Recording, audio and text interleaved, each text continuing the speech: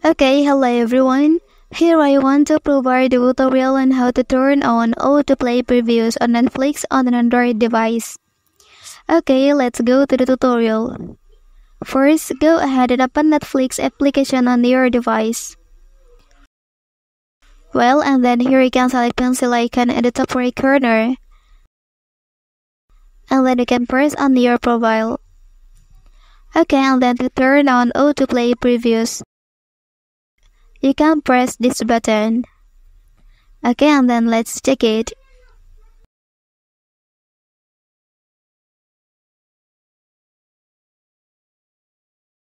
Okay, and then the autoplay previews is successfully turned on.